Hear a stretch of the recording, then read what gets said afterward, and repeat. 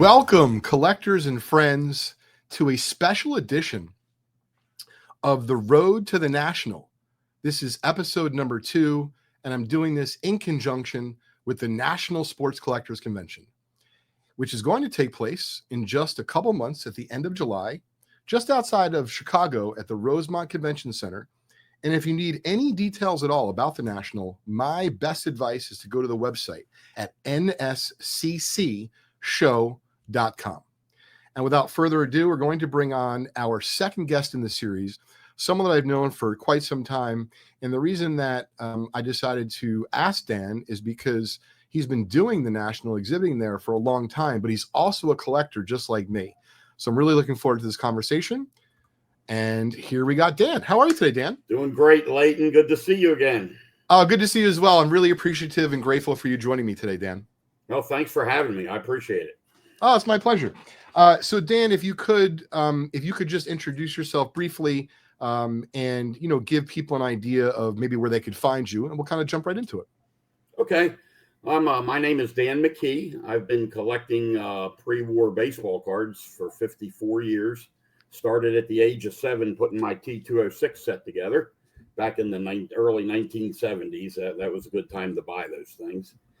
And I've attended many nationals, though I have had a break. I know my rating at one time was like 28 or 30, but it's back down to about 6. You get bumped after you miss a few, but that's okay. And I just love cards, and I'm a set collector. I do some types, but mainly I have to have every card of every set, which I'll never get, but that's the fun of it. Of course, that is the fun of it, Dan. And so for those that are just kind of tuning in, getting to know you for the first time, you talked about some of your earliest days of remembering collecting. What is the earliest National Sports Collectors Convention that you can recall? And were you a patron? And if only you were a patron, when was the first time you set up at one? No, we've only ever set up, and probably been back in the late 80s. I was still young, but my dad and Joe Bosley, who's not with us anymore, a good friend, they would do the Nationals. So me and Dad and Joe and Joe's son would do them, and we started in the late 80s. Okay. And you said, if I'm not mistaken, that you've only attended the National as an exhibitor. Yes. I think there might have been one year I flew into Chicago when I wasn't set up and walked around the whole show for 4 days and didn't find a thing to buy. And I was so disappointed. I flew home mad. Well, I don't think that's going to happen with this year's convention. That's for sure. No, I don't walk around anymore. I got enough stuff comes up to the table. I don't have to walk around. Oh, that's nice. Well, we're going to spend, the duration of today's episode really talking about setting up at the National Sports Collectors Convention as an exhibitor. But then also what I love about you, Dan, we have this in common. We're also collectors. So it's a little bit challenging because it's not just dollars and cents for us and widgets. There's a little bit of emotion. And by say a little bit, there's a lot of emotion depending on what card it is, what set it is, how long you've been looking for it, Dan. So before we get into anything, I guess my first question is, how does one, meaning you, how do you discern when you're going to be buying something that walks up to the booth? How do you figure out if it's for your inventory or for your collection? Because I know I personally struggle with that a lot, Dan. Oh, I don't. If I need it or want it, or if it's on my want list and I have to have it, they get a good price for it. If I'm reselling it, I have to naturally pay where I can make a little bit of money. And I enjoy the resale part, but I need to do that to support my collecting habit. I like the way you put it. It's a habit. It's okay to admit it. Yes, I have a problem too. Yeah, it's okay. Yeah, you either have the bug or you don't. Oh, I got it. I've tried to get rid of it, Dan. It doesn't wash off. Forget it. Yeah, it doesn't wash off. But you do bring up a great point, and this is a super cool, I think, angle of being a dealer at the National, is that guys like you and I that might be behind the booth for a bit, we're offered a variety of different things, right? All shapes and sizes, Dan. It's not just cards, it's memorabilia. It could be Pokemon. It could be all sorts of everything comes up, right? Exactly. But what I really think is cool is that, let's just say, for example, you pay 80% for graded cards, which is pretty healthy. Some people pay a little less, some people pay more, but we'll just use that number. But if a card comes up, Dan, that you really want, or that the card comes up to my booth that I must have, or if it's a photo that I can't live without, all bets are off as a dealer, meaning you and I are literally no different than any other collector walking around that show. The only difference is we're behind the booth for that moment.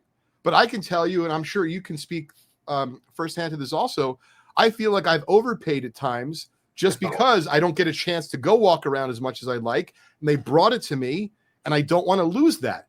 So I'm curious if you could shed some light on, do you feel the same or similar that you enjoy the ability to go out and buy something for maybe a little bit more than you would normally pay as a dealer, but yet it just walked right up to you at the show? Oh, a little bit more, huh? Well, let me tell you a little story real quick. Please. I had I love the 1910 Washington Times set. I have all of the ones that are out in the hobby, except one Milan, man. I already have him, so that would be a double. But I had a Crawford walk up to the table years ago. And they were probably, the Hall of Famers were probably selling for around $3,000, and the Commons about $1,000 back then. And $16,000 later, I got my Crawford. Yep, I'm not going to make any money. I'm not going to break even. That's going to be a bleeder whenever somebody sells it. But I won't be selling it, so it doesn't matter. But that's exactly fits your story perfectly. It does. And we're not going to spend too much time on this, but you just brought up something that was really interesting. And I've certainly got to know you fairly well over the last number of years at the Philly show. I used to think you were kidding, Dan, but I now understand. I don't believe you are. You don't have any intention of selling your collection, do you? No. I told my wife those Washington Times cards are getting buried with me, and she laughed and said she'd put a photocopy in there for me. And I won't know the difference, so that's okay. Well, I think it's impressive. Exactly. I think it's impressive, Dan, that you're able to do this for a living, but then also still maintain that love and passion and that fire for collecting, so much so that you're literally not going to sell your collection while you're still here alive on Earth. That's a bold correct statement, Dan. Yep, that's absolutely correct. I have no intention of selling it. Well, then speaking to what is to me one of the truest collectors, meaning you, that I know out there, especially in the vintage realm, what would you say you're most looking forward to at the National this year? Because there's probably a lot of things, but can you boil it down to one or two for us? Yeah, the best part of the National, I have two things. I enjoy dealing with the people that come up to the table. I enjoy the camaraderie of the customer and me, and I can tell immediately if it's a flipper or if it's a collector or if it's just somebody that's lost and just doing something. It's really fun, and then I have a lot of fun with them. My best fun is negotiating with somebody, and then they'll offer me, say $100, and I'll say, no, thanks. How about 90? And watching their face when I give them their $10 back and they don't know what just happened. So I have a lot of fun with that. And then, of course, a lot of these guys I only see once a year. I have the pleasure of seeing you 3 times a year, Philly, like you mentioned. But a lot of these guys I only get to see once a year, and that's a big part of it too. I look forward to seeing my friends that I've collected with for years. You know, Dan, you nailed it. It's the camaraderie, it's the community, and it doesn't just go for collectors. It's also for the dealers, because we've all started off likely at some point in our career as a collector. And you bring up just a very poignant way of putting it, that because you only see them once a year, you don't know, are you going to see them again? Are they going to be coming back to next year's National? So it really is a sort of high school reunion, if you will, of collectors that takes place every summer, wherever the National Sports Collectors Convention is going to find itself for that particular year. So you brought up your interaction with the customers as something that you enjoy. And I feel the same, especially when you get, I remember a couple of years ago, his name was Henry. He came up to me and I actually thought he was pulling my leg at first. It had to be like an 11 or 12-year-old kid. And he said, he's looking for some vintage. And he said specifically he was looking for a Gretzky rookie. And I happened to have a lower grade, collector grade Gretzky rookie tops. And we made a deal for it. His parents were there. It was a really wonderful experience. And it's certainly one that I think Henry's not going to forget. And so I'm curious, Dan, as a collector who might come up to you and you're talking about negotiation, right? And that's simple. Like, hey, you have a card for 100, can you do 90 or whatever the case may be? One of the things that I found that collectors enjoy, but some of them are a little bit nervous about, and I want to try to make them a little bit more comfortable going into the National, Dan. And I know that even though you might be a little rough around the edges, you're just a big teddy bear. Yeah, that's correct. Absolutely. Exactly. You have me all figured out. Exactly. So my question is, if a collector came up to you, we'll just use that same $100 and said, Dan, you know what? I think your price of $100 is fair. but I actually don't have $100 cash left. I only have $60, but I have some vintage cards for you to look at. I have some extra T206s. I have some stars from the 50s that are off grade. Is that the kind of thing that you entertain at your booth, Dan? Do you do cash and trade? Absolutely. If they're looking at something that's not like super rare, if it's, something more mainstream, I don't mind taking some trade for it and helping them out, because I was once there, and I people have done that for me when I was a lot younger. So yes, if it's something really hard to find and close to one of a kind, then I probably won't. But yeah, otherwise, most of the time I will. No, listen, I think that's great of you to do that. And I want folks to understand, because, listen, some folks are going to the National, Dan, and they're 100% extroverts. But there's a lot of folks that are going there and they're more introverted, and they're actually nervous about coming up to folks like you or I or other fellow dealers and saying, would you consider like some trade towards this? And I think what we're hearing Dan say, and myself, and I think other dealers say, is it's a resounding yes. We can't guarantee that we're going to agree on the numbers, but we're certainly open-minded. And where I wanted to go to next, as far as tips go for collectors, especially newbies, Dan, what I was going to suggest is make sure you bring some of your extras and your doubles. But of course, we could go on and on as far as wearing comfortable shoes and all that kind of good stuff. But what are one or two tips that you could offer, whether it be it's a new collector coming to the National for the first time, or maybe someone who's been collecting for many years, but they've never been to the National before? What kind of knowledge can you drop right here for them that will help them have a better experience at this year's National? Well, one thing is, I know for a fact that dealers save up all year to bring stuff to move at the National. So you keep that in the back of your mind, that they're more willing to move something at the National than they would be, say, at the Philly show, which comes around 3 times a year. So you have that in your back pocket as on the other side of the table. A guy got me in a trade at Cleveland. I had a beautiful Jackie Robinson Leaf rookie in a 3-holder, and he had a Babe Ruth W516 I needed to complete my strip set. And he threw in some cash, and we swapped it. It was a little less than I wanted. I was trying to explain to him that he's got to understand I'm the one that paid for the table, and I have the motel room. So a trade, you can't be really fair when you do that. The dealer has to get a little bit of the edge. So a collector should realize that, because the dealer has the expenses and paid for the table and all that. So a lot of collectors don't realize that when they come up to trade, they want a fair swap. And if I bump into you on the road, yeah, exactly. And if I bump into you on the road, yeah, a fair swap's great. But if I'm accepting some trade, just like I'm selling something, you got to give me the edge as that side of the table. It's a great point. And I wanted to add to that. It's not just the expenses, Dan. But for example, I'm just making this up. Let's just say you have a real cherry of a cards, $1,000. Okay. And he wants to trade you 8 cards. And he's even willing to give you $1,400 of value. Another tip I might add is, instead of telling that dealer that these are $1,400 of cards, have the cards valued individually, so that Dan, you, the dealer, doesn't have to take away your very limited and finite amount of time at this convention, which you've spent an incredible amount of money to be at. It's only certain hours. And as much as you're trying to be friendly and down to earth in trade, time is money. Yes. So do yourself a favor as a collector.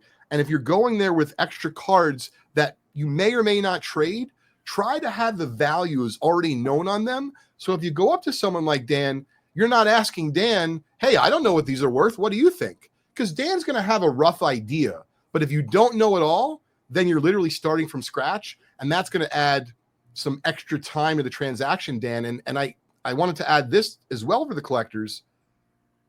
You're not the only transaction that Dan's going to have. So if every single collector that came up to Dan had no idea what their extra cards are worth they're willing to trade, Dan's never going to even be able to use the bathroom. Forget about eating lunch, right? And thanks for laughing, Dan, but that's the truth, right? And that's what we're doing here with correct. And also the good point that you made there, out of the 14 cards, I may not want or need all 14. So if he has them all valued independently, that helps a lot. I may only want 3 or 4 or 5. And that does help a lot. That's very good advice. Yeah, and to be clear, right, one of the things that I'm trying to do in conjunction with this limited series that myself and other content creators are doing in conjunction with the National is we're trying to bring value and education to folks. Dan, you and I could sit and drink beers all day long and probably, tell really fun hobby stories. But what I wanted to do is take a little bit more of a pragmatic approach to this and make sure that if someone's listening to this on the way out, traveling to Chicago, they might say, I want to meet this guy, Dan. And I think, one or two of the tips he offered are really something that resonates with me. That's what we wanted to do with the kind of content that we're producing, for the next few weeks. So, I certainly appreciate you partaking in that. Dan, is there one other thing that comes to mind for collectors, whether it be it's only to do with dollars and cents or the cards, or is there something else? In other words, make a dinner reservation beforehand or anything else that comes to mind whatsoever? Oh, yeah, it's good to make those reservations beforehand, but a lot of them are already booked up. But yes, that's a very good advice to give. Have some plans. You might not want to have plans all the time. You may want to wing food once in a while, but yeah, you want to have a good dinner. I mean, Chicago's full of great places to eat. There is, and only because I'm working on reservations right now, and I know you're a steak guy. Do you prefer Gibson's or Capitol Grill? Because they're both within walking distance. Yep, and they're both great, and I give Gibson's the edge. So do I. It's a little bit more festive as well because it's literally just across the way. And it's kind of crazy. I'm sure you feel the same, Dan, but I feel like I've been going there so long. I recognize, forget about some of the people going there at the convention. I recognize some of the people that work there. Oh, yeah, absolutely. The bartenders. I always seem to remember the bartenders. I don't know why, but. Had a feeling, Dan. Had a feeling. All right. So, excuse me. Fumble. For someone, Dan, that is on the fence and they've given a lot of thought to go to the National, but they've never been, what is one or two definitive reasons why you think someone should make this year's National Sports Collectors Convention, the 45th edition in Chicago? Why do you think they should make this year's their first National if they've never been before? Well, the beauty of the National that everybody absolutely should attend at least once. It's completely a different experience from any other card show ever, and it's a very positive experience. It's crowded. The atmosphere is amazing. Even if you don't buy a thing like I did in that one year, it was still a great experience. And I highly recommend attending the National as many years as you can. I've never had a bad time except once in 1991 when we were robbed and all of our showcases were carried out overnight. And my poor dad was a mess because he lost $250,000. But other than that, every National has been great.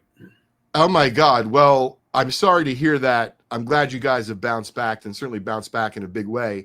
But that being said, you bring up, albeit a little bit of a difficult point to discuss, but let's talk about safety.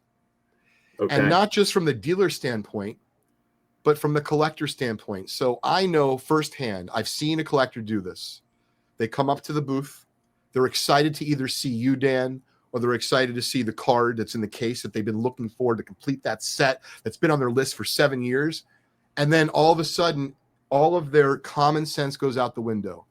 Now, they put down their soda, which they don't think about. But, of course, they put down their little box. Or their bag, which they've been walking around with, or their bag. Right. And then they come back in 25 minutes, and they're like, did I leave my bag here? I'm like, I don't know. I didn't see it. So what I wanted to ask you about is what are one or two things, not just from the dealer standpoint, but from a collector, right? We all work hard for our money, Dan. And obviously that was a terrible situation for you and your father. How do we try to help collectors who are coming for the first, or maybe it's one of their first times coming to the National, to make sure that they are acting safely and making sure that they're not only looking after their belongings that they already have on them, but that, candidly, right, you're going to go to the ATM and you're not just talking on the phone and typing in your ATM number. I mean, like, really have your wits about you. But why don't we talk about that for a minute? Okay, sure. Yes, you got to be very careful. And I have seen that several times too. A good longtime friend of mine, Frank, who bought some Boston Garter paraphernalia from me and had a big bag full. And he came back an hour later and asked if he left it here, and he sat it down somewhere and it was gone. Now, what I used to do, and it may seem a little strange, but back when I was younger, I was either carrying a briefcase or a soft bag. I would have it tied around my wrist on a string and tied to the bag, and a decent length string, so I could set it down and still move, not like a 4-inch string. But that way, if I forget about it and walk away, it pulls on me. It's almost like putting a harness on an infant. Sounds about right for you, Dan. Yeah, exactly. That's how I think. So I'm curious, this is kind of out of left field because I know you've been doing this for a long time. But if I could grant you one wish at this year's National to meet one person, it could be a celebrity, could be a fellow dealer, it could be a player to be named later, right? Someone I'm not thinking of. Who is on your wish list that you'd like to meet at the National that maybe you've never met before? That's tough. I got to think about that real quick. It's got to be a living person. I mean, I guess you could make it up, right? I prefer them to be living, so there's a chance that I could help you meet them this summer. Oh, you know? Okay. I think I've met everybody in the hobby, so I'm lost there. I didn't think it was going to be a hobby person. I had a feeling, It'd have to be an athlete or something. Sure. And I'm trying to think. I'm a diehard Orioles fan, and I'm heartbroken. So I would probably like to say Anthony Santander. Okay. Because he was my favorite Oriole, and they let him go. Not very smart, but they let him go this year, and we're paying for it now. Have you ever met Cal Ripken before? Yes. Used to play basketball in his house. Oh, that's cool. He's an excellent basketball player. Very good big man underneath.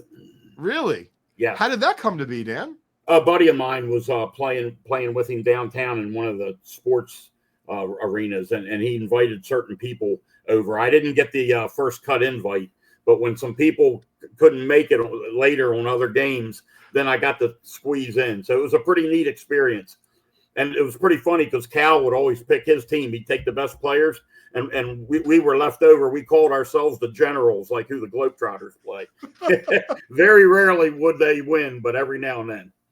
That's great. Well, listen, I wish I ran in the same circle as you because I don't have friends of mine that are friends with Ripken, even inviting me on the second cut. So, Dan, believe me, you're privileged. As we have just a couple minutes here left, I wanted to kind of touch upon just some of the more maybe fun memories. Like, can you share a story from yesteryear of the National, whether it be you bought an awesome deal, something super funny, or to be fair, completely out of left field and something that I haven't thought about. But, I love hearing about stories of yesteryear from the National.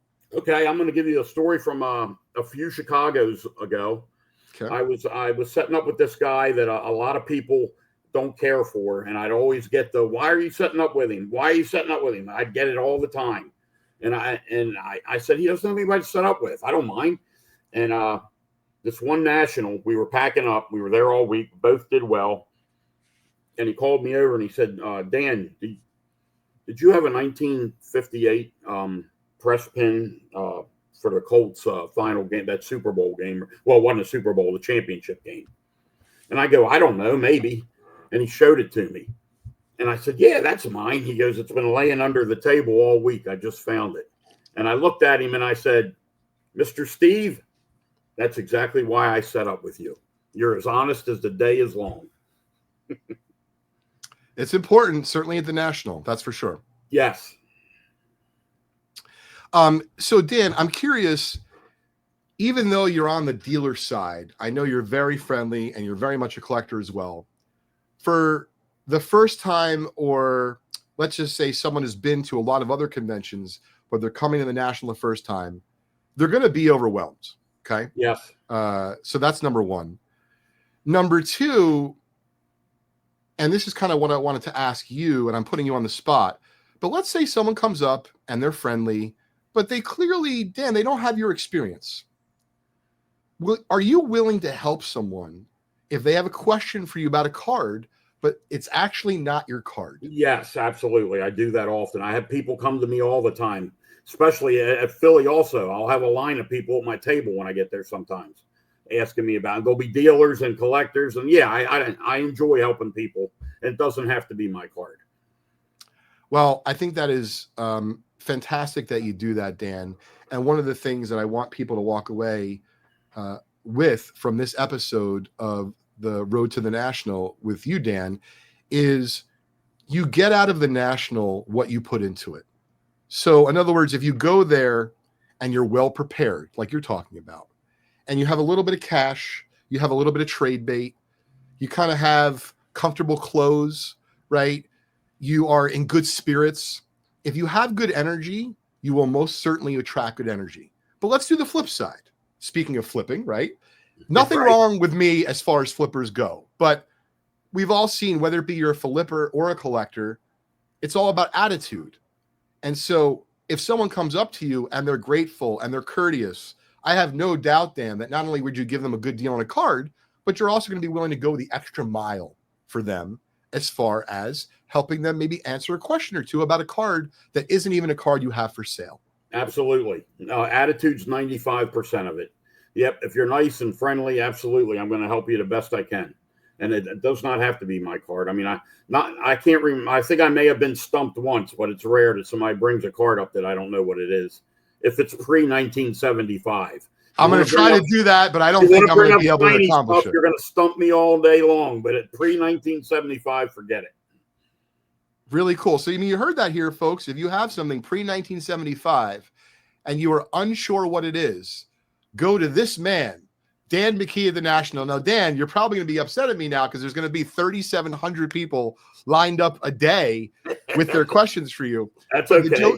The joking aside, you and I, and obviously people who've attended the National before know the kinds of cards you can see. T206 Wagner, 52 Topps Mantle SGC 9.5 that sold for over $12 million. But it's not just cards, Dan. It's memorabilia. It's tickets. Last year, Heritage had one of the pairs that Dorothy wore in The Wizard of Oz of her ruby red slippers. I saw those, yes.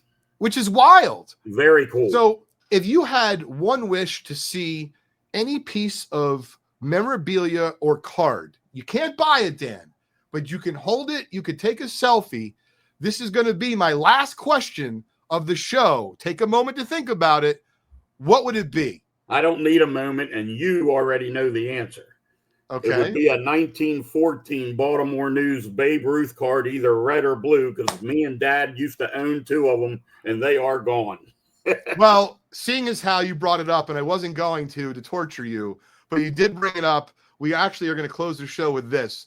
So, Dan, for those that don't know Dan well, Dan and his father have been having a lifetime of fun collecting together. But there's been some ups and some downs. Absolutely. Right? Like the way life goes. So if you could be so kind to share, I guess, the background of maybe how you acquired not one, but two of the most iconic and legendary cards in the hobby, which, to be fair, Dan, I believe more people have held a T206 Honus Wagner by far than a 1914 Baltimore News Babe Ruth rookie. Absolutely. So if you could tell us the story about acquiring them, and of course the oh so unfortunate story about how you sold not one, but you sold both. Okay. Yeah, and you got to remember there's like 70 Honus Wagners out there. There's only about 11 of those Ruth cards. So sure. Yeah, back in the 1970s, the big thing was to have the run-of-the-mill sets, the Topps and Bowman. So Dad worked construction, didn't have a lot of money. We lived check to check. And he would wheel and deal old stuff to get money for us to put our Topps and Bowman sets together. So, the tobacco and the old Judges and the candy cards were all getting sold. So I could buy 66 Topps and 58 Topps cards. So that, who knew the internet was coming? Anyways, that Dad got called to a old farmhouse up in Harford County, north of Baltimore City. And he went there, and it was a tobacco collection of T206s. And in that collection was 8 Baltimore News schedule cards, 7 1910 of the Eastern League, and 1 1914 of the Babe.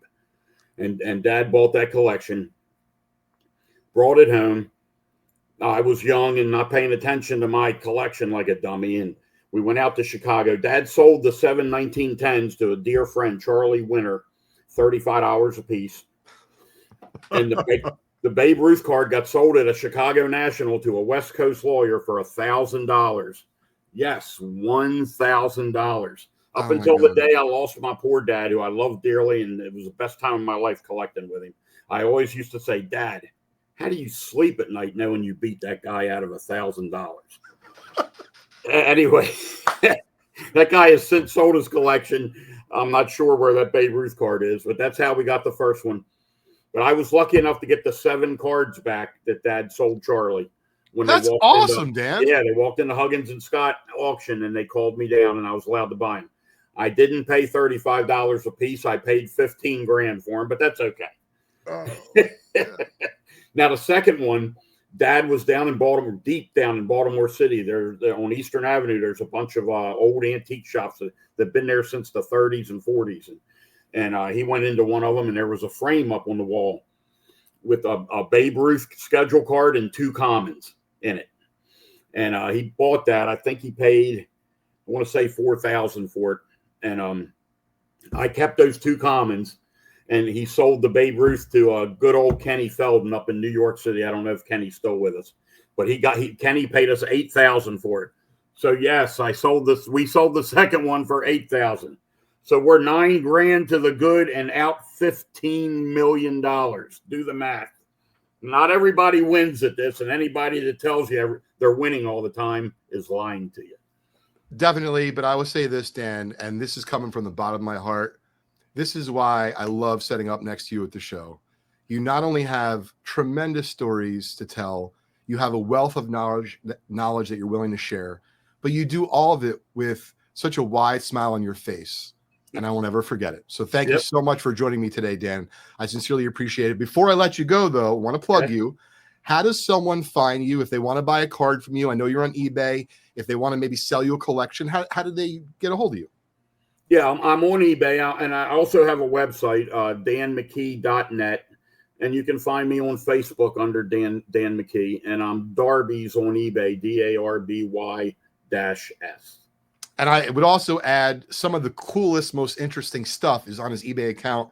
So check it out if you get a chance. Dan, thank you so much, and I'm really, really excited to see you in less than a couple months. Thank you, Leighton, and safe travels to Chicago. Thanks, bud. Talk to you soon. Take care. Bye-bye.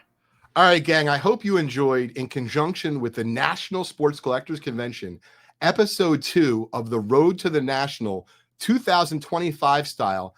That was our guest, Dan McKee, longtime dealer, longtime collector, all around great guy. I hope you enjoyed today's episode. If you'd like to check out the other episode, it is on our Just Collect YouTube account. And be sure, if you do enjoy hobby content like this, to check out my weekly podcast called Trading Card Therapy, all about the world of, you guessed it, trading cards. See you folks real soon.